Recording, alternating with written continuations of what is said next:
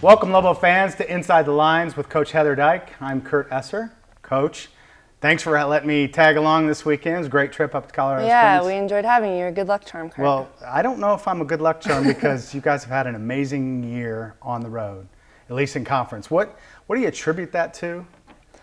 Yeah, I think our players are really dedicated to the entire process of how the weekend needs to look. They understand the recovery process. They understand sleep, hydration, the food they need to be eating, when they need to eat it. I mean, they're in the pool immediately after games, and they do a lot of things that aren't necessarily comfortable because they know it gets the recovery process right.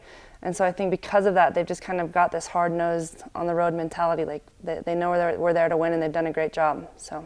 And sometimes I've heard from a lot of different folks, it's easier to kind of get away. You don't have necessarily, although we have great crowds on the road, parents and such, you don't always have parents or roommates or those kinds of folks interrupting what you need to get done. Yeah, right. There's probably less distraction as far as, I mean, they can't exactly leave and go do the things they could when they're home here, but we certainly love to play at home. We can't wait for Friday night with, our crowds and our fans and sure. the way that the Lobo team is kind of adorned here. Everyone loves to watch them play. So absolutely. One of the things I really enjoyed watching you guys, the staff on the road, is how you work together. There's a lot of seems like idea sharing, thoughts. I attribute that to your leadership, but I certainly think that that's a really interesting dynamic that you have. Yeah, I've got a fun staff. I mean, it's the good part is we all get along really well, and so I mean that makes it easy because you actually enjoy being together. But right. I think any smart coach, you want to hear other people's opinion, and you don't always agree with it, but that's why you have your staff. You need to know their ideas and their specialties, and what we've tried to done over the course of the season is everyone's sort of taken on their own identity with things that they're really good at, with Missy and Carly and Travis and Brad as well. So right. It's worked out really well, and we've kind of got it into a system now where we just sort of roll with it. But, very good. Yeah. And even the players they come right off. They seek information. I think they offer up some thoughts. Sometimes they're completely confused and they're asking for it, and sometimes they're they knew that they maybe should have done this or that, but it seems like a really good learning environment.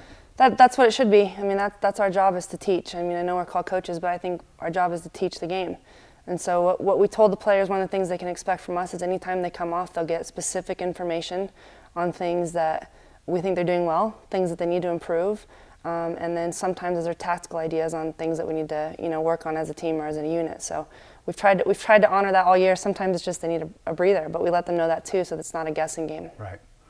I think that, in my opinion, seems to help with the buy-in process. As you're building this program, as you're, recruiting a different player, it certainly helps with all that, and certainly the staff as well. Hopefully. I mean, as a player, I wanted information, and I wanted to understand why. Mm-hmm. And I think when I understood why, I could, even if you don't agree with it, at least you understand. And I think when you know that the information that you're getting is truthful, I do think that creates buy-in. And the cool part for our team is that we've had every single weekend we've played almost 22 players when we travel. We've gone that deep everywhere we go. And what's crazy about it is that some of the players that don't travel have started in games. I mean, so I think they're starting to understand that it's not just always based on, oh, you're the best player and you're the best stats, but sometimes it's this player's abilities help us in that game, or the way tactically we're trying to play I might be better at than another player, but we're all there to help Lobo soccer win, and they know that. Very good. Senior night. Yeah. Friday. Yeah. San Diego State. Yeah. Obviously, we like to think of ourselves as a power in the Mountain West. They certainly do. Yep. And have done well over the last 4 years.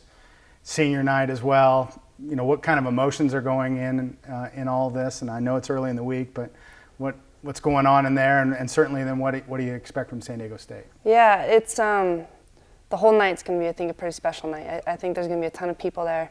You already hear kind of a buzz about the game, and San Diego State is the conference power until someone knocks them off, and they've done that year after year after year. So I think until someone can match what they've done in the conference, then that's their title. So it's nice for us to kind of be the underdog in this game, even though we're playing at home. But I think the more important part for us is to honor the seniors that we're honoring. It's a pretty incredible group of players, but also of young women. And so we want to play our best for them. We want to have a great crowd for them, and we want to send them off in the right way. We want their last home game to be one that they never forget. Very good. One of the later in the show, we'll have Maddie Irwin, only a junior, thank goodness.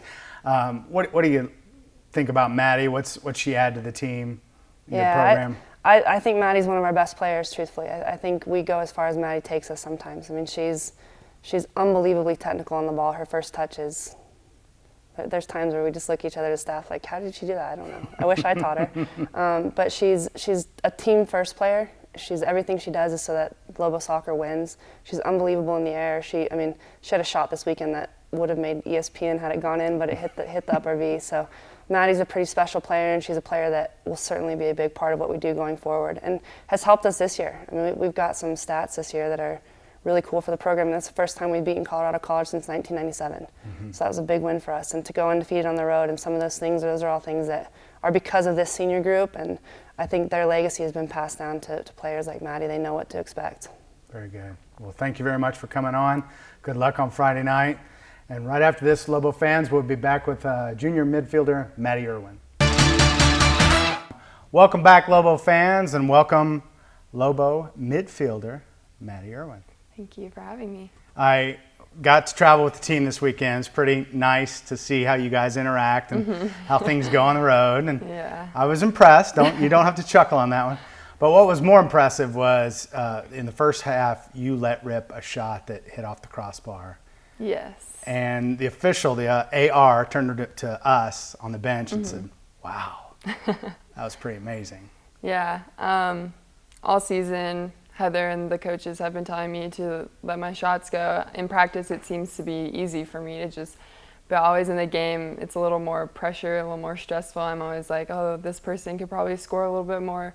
So I make the pass, but on Sunday I was like, I'm just going to go for it. And then you got a goal on kind of a little cleanup. Yeah, of course. That's the one that I score. Yeah, it was nice to get a goal, though, after playing all weekend. Those still count, right? Yeah, exactly. Well, backing up a little bit, tell Lobo fans of who you are, where you're from, all those kinds of ins and outs. So I'm originally from Tucson, Arizona, and born and raised. I played club there. I actually didn't start playing competitive, like Premier League club until my freshman year of high school. I got picked up for the Red team, they were called. And then I played ODP my junior year and the Olympic Development Program for Arizona, and that's where New Mexico saw me and they reached out to me. And it's funny because in that tournament, the regional tournament, I was playing center back, and so they recruited me as a center back, but I'm a midfielder, and so now I'm here and I love it. Very good. Yeah. Well, we're glad you're here too. You're majoring in nutrition. What's kind of the future? You know, you got another year left, and you know, hope you're playing a lot more soccer. But certainly, what's after that? After soccer? So I originally was a exercise science major, but I wasn't sure what I wanted to do with that. So then I started looking at nutrition, and it really interested me. And in order to sort of be credible, you have to be a registered dietitian, and therefore I'd have to go to grad school. So that's kind of the goal after graduating. I would like to focus on sports nutrition. So it's a growing field. Yeah, I would like to work with athletes. Definitely. Great, very good. I've asked, you know, the seniors who have come in. What's a favorite memory of their time here, or maybe it's just this season, or maybe a favorite memory of a senior? It's hard to remember. I mean, obviously I remember everything, but it's hard to pick out favorite memories. I just love the team, just being around them all the time. I think probably my favorite memories are usually on the road. We kind of build this bond because we're around each other all the time, and so, and like this past weekend on the bus, that definitely brings you a little bit closer, and we play silly games and sing silly songs. But yeah, favorite memory about a senior, probably Maddie Irwin. Yeah. She, just like how intimidating she was coming in as a freshman, and now it's just so cool to be really good friends with her and be close with her. And yeah, and all the seniors, you know, you kind of look up to them and you're like, oh gosh, and now it's like, I only have one more year left, so that's going to be me. Be you next year. Yeah. Very good. Well, Friday night, massive match. Yes. It seems to always kind of come down to us in San Diego State. Certainly they're a worthy opponent. What's it like playing for the seniors, playing on senior night, playing against San Diego State? There's a lot to go play for. Yeah, San Diego State's always been kind of our rival. It's our last season game, and so it's always very intense. And even though they kind of clinched the first spot, we still want to go out there and beat them, kind of knock them off their high horse before the conference tournament. Senior night, it's always so emotional playing. I mean, even my freshman year, I cried watching the senior video. It's just like, it's just really sad, but it'll be a really good game. I'm really excited, and hopefully we'll have lots of fans. Very good. Well, Yeah. thank you very much for coming in. Thank you. We enjoyed having you on there. Good luck Friday night. Thank you. Lobo fans, come out to the soccer complex Friday night, 7 o'clock, San Diego State. Be there. Thank you very much for pushing play.